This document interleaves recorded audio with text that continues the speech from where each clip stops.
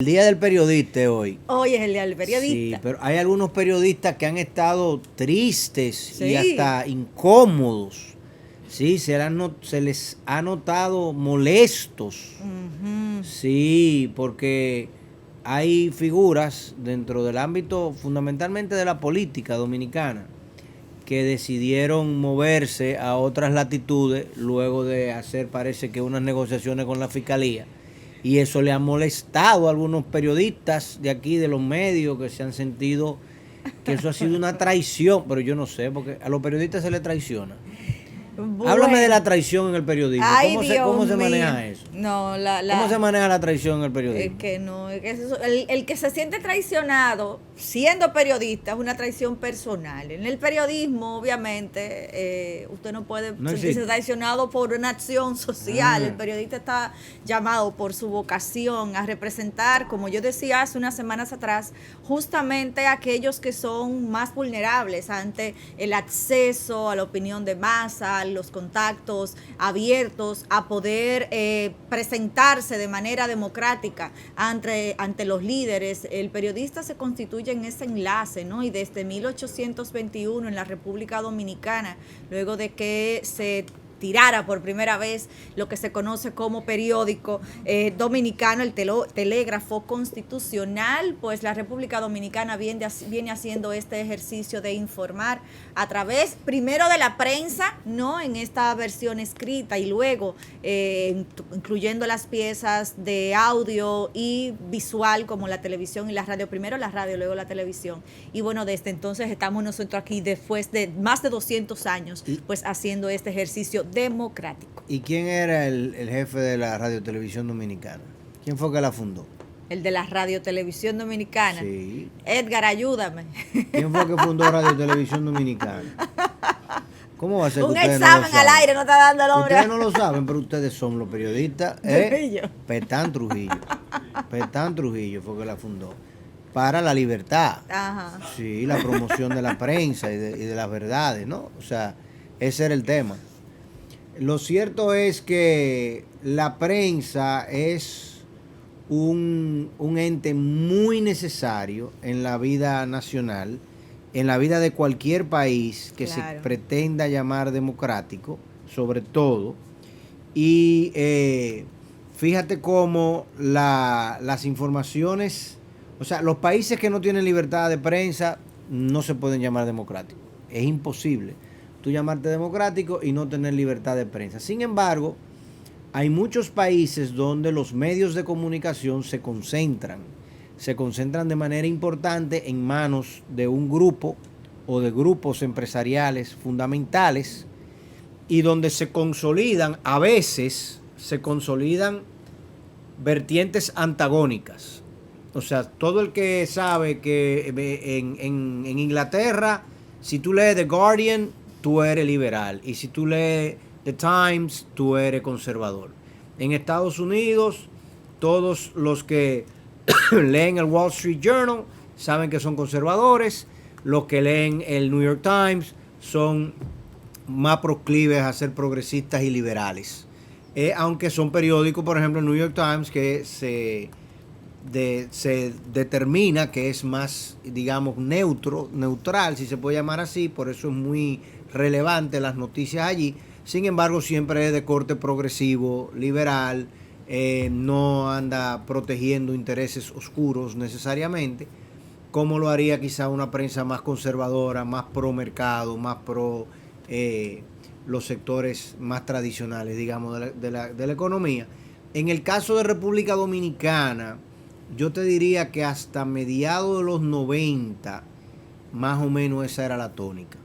O sea, el que leía el Listín Diario sabía que estaba leyendo un periódico conservador, un periódico de derecha, un periódico pro-gobiernista. Con los gobiernos. Con el gobierno que sea. Primero, obviamente, eran de Balaguer todo el tiempo, y luego, entonces, cuando llegó Leonel, ¿cómo era que se llamaba el partido de Leonel? No, pero la verdad que usted... ¿Cómo era que se llamaba ese partido? Ah, bueno. El PLD, no. ¿Qué significa PLD? Ah, pero él vino hoy con el traje de profesor puesto. No, porque que, profesor, la semántica de las cosas, lamentablemente en nuestro país la gente se desdice. ¿Tú entiendes? Sí. La gente se desdice. Se dice llamar profesor, pero luego se pone el traje de conservador, Sí. se pone el traje de derechista. Y aquel famoso álbum de la corrupción terminó siendo pagar para no matar. ¿Cómo es? Entonces, ¿y pagar para no matar significa qué? Corrupción. Tal cual, ¿tú entiendes? Entonces, Partido de la Liberación Dominicana necesariamente es un partido de izquierda. Tú me puedes decir, bueno, yo me muevo al centro izquierda. Yo tengo que promover medidas progresistas. Yo tengo que promover medidas liberales. El Partido de la Liberación Dominicana llegó al poder de la mano de el más conservador y el más pro mercado de los gobernantes que nosotros hemos tenido, que era Joaquín Balaguer, y el que protegió y aupó muchas tendencias oscuras del lado de la derecha, ¿verdad? Y era el anticomunista y la banda colorada, y precisamente hoy se celebra el Día del Periodista, la muerte de Orlando Martínez, del Moreno en Bélgica y de del mismo Amin Abel y todo lo demás, los Palmeros, el 12 de enero del 72, o sea, todo ese movimiento de derecha lo aupaba Joaquín Balaguer y se lo tragó Leonel. Y Leonel se tragó, eso no era un tiburón podrido, no era otra cosa, en ese momento, y se convirtió en derechista. Entonces, tan pronto eso se hizo, el Listín Diario pasó a ese, se puso de ese lado. Y del lado de izquierda, digamos que nosotros lo que queríamos leer algo que no fuera todo, diciendo que el gobierno lo hace todo bien. Leíamos el Hoy, leíamos Última Hora y el Nacional. Eso eran más o menos los periodiquillos que tú más o menos podías ver de aquel lado. El Caribe, bueno, el Caribe después que murió, ¿cómo era que se llamaba? Herrera. No, Fabio Herrera del Listín Diario. ¿Cómo era que se llama? Había una persona, Dios mío. Sí, el señor Herrera. No era Herrera, era otro nombre, el director del Caribe, el fundador. Bueno, cuando tan pronto él murió, entonces ya como que pasó a un segundo plano. Ahora mismo, en Estados Unidos, por ejemplo, en nuestra segunda madre patria, hay precisamente en el tema de las noticias y del orden noticioso, hay dos incidentes extremadamente interesantes que están pasando. Uno de ellos tiene que ver con Chris Wallace. Chris Wallace es un periodista de más de 40 años de trayectoria en los Estados Unidos. Curiosamente, el tipo trabajaba para Fox News y era realmente la única voz demócrata y disidente de la derecha en Fox News. El único programa que tú podías ver en Fox News que te más o menos defendía lo que pasaba con el lado demócrata, digamos, de la moneda, era Chris Wallace. Bueno, pues Chris Wallace renunció de Fox y se fue a CNN. Y ahora tiene un tema en CNN. Eso es lo primero. Emilio Ormes Coascu. Ahora sí me diste por donde era. Exactamente. Ahí está Chris Wallace. Emilio Ornes, para contexto, es de quien estábamos hablando hace del Caribe, claro. Director del Caribe. Sí, perdón. Ahora estamos en Chris Wallace. Chris Wallace, un periodista muy reconocido, que ha manejado los debates de las distintas primarias, una persona de mucho peso en los medios de comunicación norteamericanos. Y la razón que él da para él retirarse es porque dice él, mira, yo no tengo problema con voces disidentes. Yo siempre he trabajado en un entorno donde hay voces disidentes y no tengo ningún problema con eso. Lo que yo no puedo es aceptar que se niegue la verdad. ¿Y cuál es la verdad que se ha negado? Bueno, Fox News, a partir del 6 de enero del año pasado, que todos recordamos el 6 de enero y lo que significó el 6 de enero en los Estados Unidos el año pasado, cuando se quiso tomar la toma de la Bastilla. O sea, era lo que aquello parecía cuando Donald Trump orquestó con un grupo de personas todo lo que tenía que ver con la la negación por parte de Mike Pence, que él soñaba que eso iba a ocurrir, de los votos federales, o sea, el reconocimiento de las elecciones y del resultado de las elecciones que se hace en el Congreso de los Estados Unidos, una mecánica bastante particular que se tiene en Estados Unidos con el tema del Electoral College, y como el vicepresidente de la República, que tiene que recibir los resultados y tiene que darle aquiescencia junto con en este caso la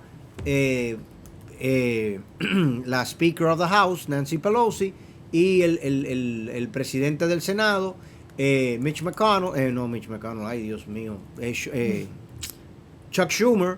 Entonces, Mitch se quedó atrás porque perdió las elecciones. Entonces, eso que ocurrió allí, aparentemente, fue todo planificado, y para colmo de males, ahora otro periodista muy famoso también, probablemente el más famoso de todos los periodistas que jamás hayan existido, Bob Woodward, que todo el mundo conoce a Bob Woodward por el tema de la Watergate y el incidente que le costó la presidencia a Richard Nixon. Bob Woodward ha sacado una serie de artículos en los que sale a relucir, y él, entonces, para colmo, no es que solamente que salen a relucir, sino que él está anunciando que tiene más, mucho más información, donde la señora Virginia Thomas, que es la esposa de Clarence Thomas. Clarence Thomas es uno de los 9 jueces de la Suprema Corte de Justicia de los Estados Unidos, un juez que fue posicionado como miembro de la Suprema Corte de Justicia en el año 91 en unas ¿cómo se dice eso en español? En una presentación extremadamente discutida, porque Clarence Thomas había sido acusado o estaba siendo acusado de abuso sexual. Y en medio de su deposition para ser electo miembro de la Suprema Corte de Justicia, fue George H.W. Bush que lo llevó como candidato, pero era no el primero, sino el primer candidato negro sugerido por un republicano a la Suprema Corte de Justicia, y digamos que pasó rasando, pero pasó siempre con esa nube de por medio. Su esposa, Virginia Thomas, es blanca, por cierto. Es una mujer blanca. Y es una mujer que se ha mostrado ser extremadamente conservadora y que se tragó la píldora completica del QAnon y de todo lo que tiene que ver con la extrema derecha norteamericana. Y ahora han salido a relucir un sinnúmero de emails que ella le estaba mandando a la Casa Blanca, a Jared, al Chief of Staff, a todo el mundo, organizando lo que pasó el 6 de noviembre. Y ella participó del discurso que Donald Trump dio, y lo confesó el otro día de manera indirecta en una entrevista que le hicieron, donde ella dijo: sí, yo estuve ahí, pero me dio mucho frío y me fui temprano, no me quedé hasta el final. Han salido los emails, también estuvo involucrado Jared. Ella menciona a Jared por su nombre, dice: yo estuve hablando con Jared. No hay más Jared, porque Jared, ¿verdad? Hay uno solo. No es posible que tú me digas, no, porque yo estaba hablando con John Smith. Es posible con Johnny, pero Jared no hay más. Entonces, ¿qué sucede? Que toda la información concerniente a lo que sucedió ese día, hubo un voto, porque ahora, contrario a lo que sucedió con el impeachment de Donald Trump, donde todavía el Congreso norteamericano estaba en manos de los republicanos, la Cámara de Representantes hizo una comisión, formó una comisión investigadora y le pidió a las Cortes que le permitiera ver todos los documentos. Eso llegó a la Suprema Corte de Justicia, y en la Suprema Corte de Justicia hubo un voto disidente en contra de entregar esos datos. No te tengo que decir quién fue que votó en contra. Entonces, Clarence Thomas ahora mismo aparenta tener la suerte de que hace exactamente 220 ¿cómo es? 217 años que un juez de la Suprema Corte de Justicia no es impeached por el Congreso. Solamente uno. O sea, en Estados Unidos más presidentes han sido matados en el ejercicio del poder, 3, que que jueces de la Suprema Corte de Justicia que han sido interpelados y sacados de la corte. En el 1803 uno fue interpelado, no lo sacaron en aquel momento porque el Senado no tuvo las 2/3 partes que necesitaba, y ya en el día de ayer Mitch McConnell bajó al Congreso y dijo: los demócratas tienen un plan maquiavélico en su afán indefendible de impeach, que todos los años tienen que impeach a alguien, ahora quieren impeach a Clarence Thomas. ¿Qué pasó también con Bob Woodward en el día de ayer?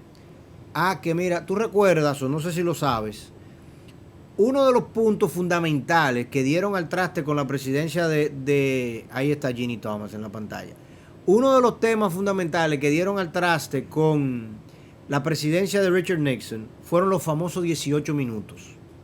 O sea, hay 18 minutos del log de llamadas de la Casa Blanca que no aparecían.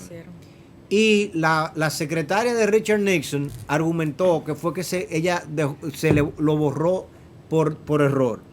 Y hay una famosa foto de la secretaria donde ella, para borrar algo en un momento dado, tenía que extender el pie y la mano lejísimo para hacerlo. Entonces, ¿tú entiendes? No había forma de que ella hubiese hecho eso por 18 minutos. Pues mira qué sorpresa. En la mañana del 6 de enero, Donald Trump hizo 10 llamadas en la mañana. Luego se fue al discurso, regresó del discurso y hay exactamente 7 horas y 37 minutos en que desaparece el log de la Casa Blanca, donde no se sabe qué pasó. Y luego en la noche Donald Trump hace 11 llamadas. Entonces, todo el mundo dice 7 horas y 37 minutos en que no sabemos. Inclusive ya ellos tienen, el New York Times y Bob Woodward tienen del otro lado de la llamadas que Donald Trump hizo, que se ve que salieron de la Casa Blanca, del número de la Casa Blanca, al Congreso, a congresistas y a gente que estaban allí. Ellos lo tienen del otro lado. Entonces dicen, ¿cómo es que de este lado esa llamada no está?